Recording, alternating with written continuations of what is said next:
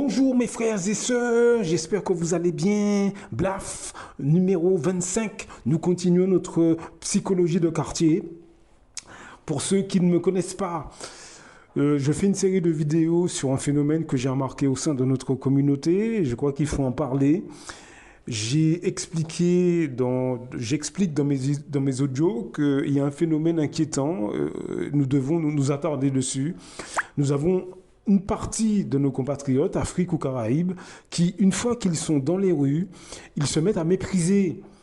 Ils se mettent à mépriser du regard leurs semblables. On sent une tension, on sent comme ça une indifférence arrogante, une indifférence méprisante. Et je crois qu'il y a quelque chose derrière. Alors quand je dis que je crois, c'est un euphémisme. J'ai creusé ce sujet depuis des années, j'ai enquêté sur ce sujet et je me suis rendu compte que les gens qui se comportent comme ça, pardon, les gens qui se comportent comme ça, eh ben, en fait, ils font bien d'autres choses. Ils ont tendance à mépriser nos identités, nos cultures au sein des autres communautés. C'est-à-dire que lorsqu'ils sont en privé avec des Européens, des Arabes, des Chinois, etc., ils ont tendance à mépriser nos cultures. Donc ça a un effet sociétal catastrophique.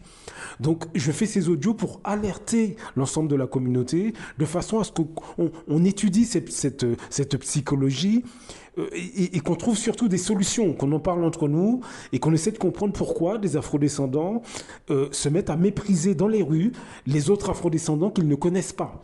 D'autant plus que ces personnes, comme je l'ai dit, se trouvent parmi vos amis, vos familles, vos voisins.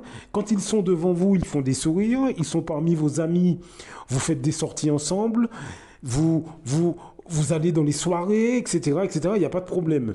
Parmi vos familles, vos parents, vos frères, vos sœurs, vos cousins, vos cousines, vous êtes ensemble à Noël, il n'y a pas de problème. Mais une fois, il faut bien que vous compreniez qu'une fois que vous n'êtes plus avec les personnes que vous connaissez, eh bien, parmi les gens que vous connaissez, eh bien, dites-vous bien que dans la rue, ils se mettent à mépriser leurs semblables. Donc il y a un problème de fond. Il y a un problème de fond. Si vous vous posez des questions, observez la situation quand vous êtes dans les rues et vous allez voir. Vous allez voir le comportement des afrodescendants que vous croisez dans les rues, dans les magasins, dans les grandes surfaces, en voiture. Regardez la tête qu'ils font à leurs semblables qu'ils croisent et qu'ils ne connaissent pas. La situation est plutôt inquiétante, je pense. Il y a quelque chose de sous-jacent et nous devons travailler là-dessus. On a déjà tout ce qu'il nous faut. On a France Fanon qui a écrit Peau noire et masque blanc. Nous avons le travail d'Aimé Césaire. C'est un problème psychologique.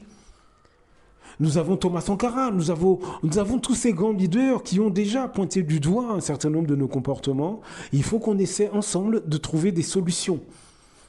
Donc moi, je ne suis pas psychologue. Je ne fais que vulgariser, je ne fais que interpeller. Mais dirigez-vous vers ces auteurs, ces leaders d'opinion, trouvez leurs livres, regardez leurs vidéos et surtout, tournez-vous vers les psychiatres et les psychologues de la communauté. J'attire votre attention sur ce point. Parce que si nous continuons comme ça va nous péter en plein visage. Je pense qu'à un moment donné, ça va nous péter en plein visage. Nous avons une masse d'afrodescendants qui, dans les rues, a tendance à mépriser ses semblables du regard. Il faut qu'on trouve des solutions, il faut qu'on trouve des stratégies pour atténuer ce problème. Et je crois que l'une des solutions, ce serait peut-être des thérapies de masse. Il faudrait que nous ayons l'aide de nos psychiatres et de nos psychologues de la communauté. Donc voilà. Mais heureusement, il y a de très bonnes choses qui se font. On peut mettre en avant, par exemple, quelqu'un comme Paul Kagame, par exemple, qui a œuvré pour son pays, qui s'est donné pour son pays, le Rwanda. Regardez aujourd'hui le Rwanda où il en est aujourd'hui, par rapport à ce qu'il était il y a 25 ans, le génocide. Donc ça veut dire qu'il y a des moyens de faire les choses. C'est important de le mentionner. C'est important de le mentionner. Paul Kagame s'est battu pour son pays. Il a pris à cœur le sort de ses semblables. Donc je crois que nous aussi, nous devons prendre à cœur le sort de nos semblables en étudiant notre psychologie. On ne doit pas laisser cette mentalité à nos enfants. On ne doit pas faire ça. Donc c'est très important qu'on en parle. C'est vraiment très important. Je l'ai dit dans différents audios, Nous devons utiliser tout ce que nous avons à notre disposition pour améliorer l'intérieur de nos communautés, l'intérieur de nos sociétés. En Afrique, dans les Caraïbes, nous avons les mêmes problèmes. Nous avons des afrodescendants qui, dans les rues, regardent avec dédain, indifférence, mépris leurs semblables, chose qu'ils ne font pas avec les membres des autres cultures. Je l'ai vu en Afrique, je l'ai vu dans la Caraïbe. Lorsque beaucoup d'Africains, beaucoup d'Afro-Caraïbens, tout îles confondues, ou tout pays d'Afrique confondu, lorsqu'ils sont dans les rues des grandes villes et qu'ils croisent des Occidentaux, à ce moment-là, ils sont beaucoup plus détendus, beaucoup plus souriants. Donc il y a un problème entre nous. Dans les relations interpersonnelles entre nous, il y a un problème. Nous devons nous pencher sur les raisons. Nous devons trouver des techniques, des stratégies pour atténuer ces problèmes. Je crois que c'est important d'en parler. Le côté psychologique de nos comportements doit être beaucoup plus pris en compte. Nous avons une catégorie de gens chez nous qui n'arrivent pas à voir leurs semblables comme des frères, qui n'arrivent pas à voir leurs semblables comme des alliés. Nous avons une catégorie de gens parmi nous qui, au contraire, a tendance à mépriser nos pays, à mépriser nos cultures. C'est un vrai problème. Ces comportements ont des répercussions sociétales, comme je l'ai déjà dit. Hein. Je suis alarmiste parce que la situation est grave. Vous avez des afrodescendants en France, Paris et sa banlieue. Ils font des sourires aux autres cultures, ils montrent aux membres des autres communautés au travail, dans leur vie privée, ils leur montrent qu'ils sont proches d'eux. Mais lorsque c'est un afrodescendant, ils ont un mouvement de recul, ils ont un mouvement de peur, d'agressivité, de mépris. La situation est grave parce que, comme je l'ai dit, les autres voient nos comportements, les autres voient nos attitudes. Ça nous affaiblit de l'intérieur, mais ça nous affaiblit de l'extérieur parce que les autres, à la limite, ils utilisent ce problème à leur avantage. Les présidents africains qui pillent nos pays, mais d'après vous, comment ils ont été recrutés, d'après vous, ces gens-là? C'est parce que nos ennemis ont repéré ces gens-là. Est-ce que vous comprenez ce que je veux dire? Nos ennemis ont vu en eux des gens qu'ils pouvaient manipuler. Est-ce que vous comprenez ça? Mais le profil de ces présidents africains, vous le retrouvez aussi au sein des masses populaires noires, c'est-à-dire à notre niveau. Et au quotidien, vous avez un très grand nombre de gens des autres communautés qui exploitent nos communautés par le biais de ces gens-là. Est-ce que vous comprenez? Et ça, c'est dans divers domaines.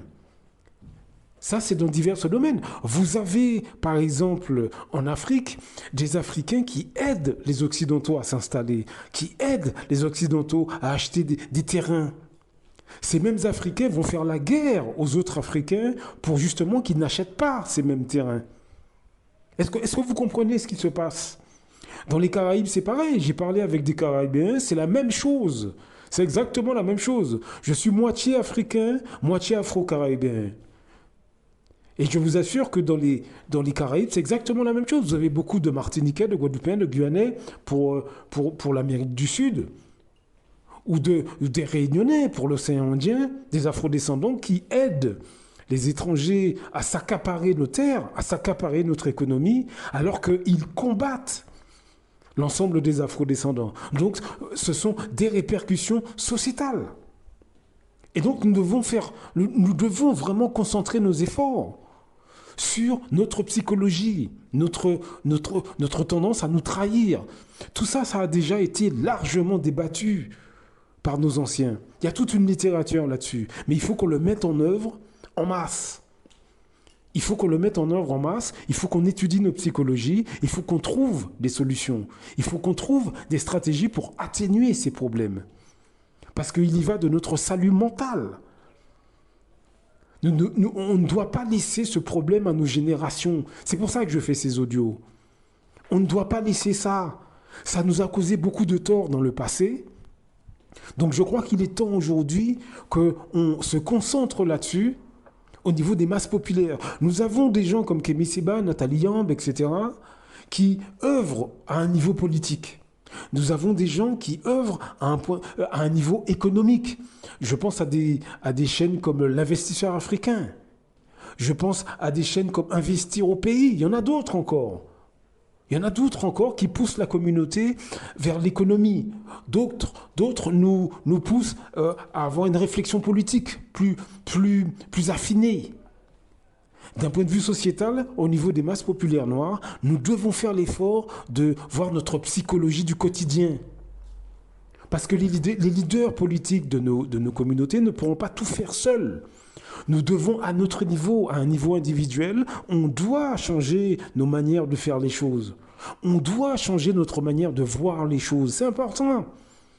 Les jeunes ne pourront pas tout faire pour nous. Les Kémy Séba, les Nathalie Yamb, l'investisseur africain et bien d'autres encore. Ils ne pourront pas tout faire pour nous. Nous devrons faire notre part aussi au niveau des masses populaires.